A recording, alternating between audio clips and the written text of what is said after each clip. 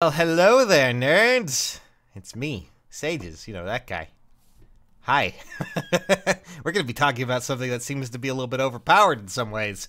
Well, I'm not too certain if it's overpowered or not, but it certainly set the world on fire when people saw this.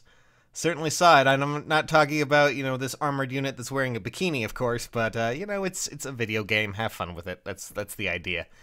I'm talking about, of course, about abilities, and we need to talk about these a little bit more in depth because when I looked over it in the initial trailer, I didn't really touch upon them, but yeah, this does need to be talked about a bit. So we're going to start off with Tharja here, who has the one ability I was eyeing earlier that was just kind of off-putting. I mean, not off-putting, but definitely kind of terrifying.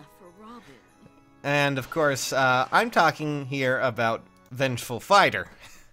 That is, I guess you can explain this as simple as I can, to put it into layman's terms. It's quick riposte with more HP margin, and, also has, I guess, something like, I wouldn't say it's a heavy blade-like effect, but it doesn't really, because it doesn't rely on strength or speed for, I think it was Mia's ability, but it's essentially the same thing, where you get knockoff, cooldown charge just by attacking, things like that. That's outrageous. So essentially, this whole thing right here, Vengeful Fighter, is going to destroy quick riposte. Just based on that, based on that example there, because that is again wider HP margin, and of course has the steroids that comes with it of just why not make your cooldown faster? Hey, that's cool. Let's change the metagame with Tharja of all things. But I will say one thing. Based on the naming scheme, I'm wondering if this is going to be specifically restricted to armor units. I'm pretty confident it will be, because we've had Wary Fighter before, and this seems to be following along in that kind of legacy in a sense.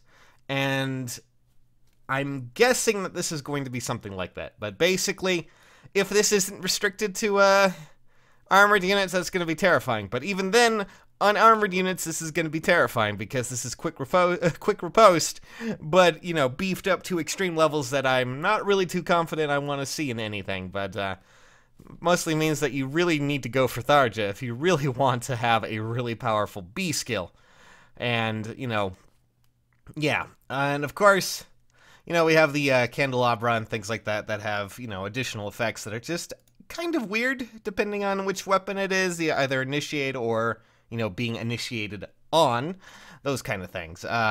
I'm really worried about Vengeful Fighter. I mean, that's going to be a very scary ability to see when it comes out, especially on some highly, I wouldn't say mobile, but some really powerful armored units can really make a great use out of that, and that's just, oh god, I know people oftentimes make fun of whales, but just imagine, guys. I love Armor Emblem, so naturally I'm going insane over this stuff, but some people may not. But next, let's talk about Brazen skills, because Brazen skills seem to be, I'm gonna guess that those are abilities that can be transferred over to other characters that aren't just armored. I could be wrong here, though, but mostly because, well, yeah, that seems to be, remember when we had defined abilities, guys? Those funny abilities that no one used because they were, like, they gave, like, 2 attack and your HP had to be kind of low? Well, don't worry about that now. I don't know if that's actually going to get any use, honestly, because right now we have a lot of really great A skills that kind of fit the mold better, but attack and speed plus 7 are insane, and something I'm not going to laugh at, and certainly something I'm really quite terrified as well.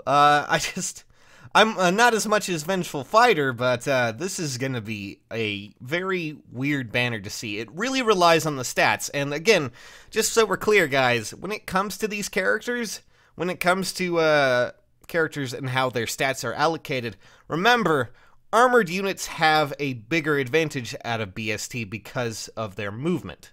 They're supposed to have better stats. So all in all, around, these characters will probably have some fairly high stats. It just really depends on the allocation. So, yeah, this is going to be a very fascinating banner to see, and probably one of the better ones to roll on if we are just going to go on the basic rules that usually apply. Now, Lissa has Bold Fighter, which is an initiation version of that, and, you know, grants the same effect per attack. So, essentially, this is going to be for those, you know, armored units that are proactive, and maybe, you know, if it isn't somehow restricted, you know, for those units that are just proactive and want to go out there and fight someone. Because initiating is the other ability here, and since it's written the same way as, you know, Heavy Blade, Flash Blade, I forget what Mia's ability is honestly called, the same sort of thing, yeah, it's gonna be a harrowing next week. And just as a reminder, guys, before we actually go into anything else with this, Bold Fighter, and that just makes units like Tharja and Lissa much more interesting to pull for. The Lissa I would definitely go for, because I love Lissa.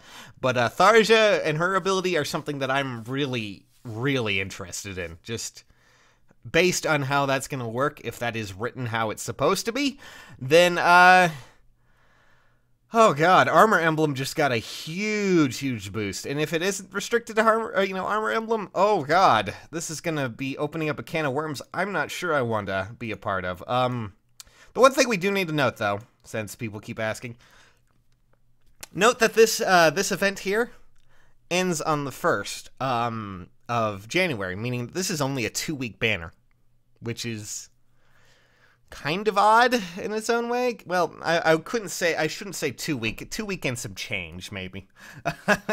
Actually, no, it's gonna be 2 weeks. No, 2 weeks, yeah. It's gonna be about this. I don't know why I'm looking at the wrong thing, but it's, you know. Anyways, yeah, it's the 18th to the 1st, and or, you know, the 17th in your, if you are on the, you know, Pacific Coast, but, yeah, that's gonna be weird. And it also ends on the 31st, which means that, well, I have a really bad feeling that the last time they did this, where they cut it short by 2 weeks, I'm pretty sure we launched straight into another banner, and then we had the voting gauntlet based around that. I'm pretty sure the first summer banner was only a week long. I mean, not a week long, 2 weeks long, and then we launched into the second summer banner that was a month long. And I'm starting to wonder if that's going to happen again. I'm starting to wonder. IS does have patterns a lot of the time. I'm kind of interested in that. 31st. Are we going to get a New Year's banner? Oh, God. This is going to be terrifying. Who knows anymore? But, yes, those abilities, guys, I know a lot of you were talking about them. It's going to be a very interesting next bit of, you know, next banner.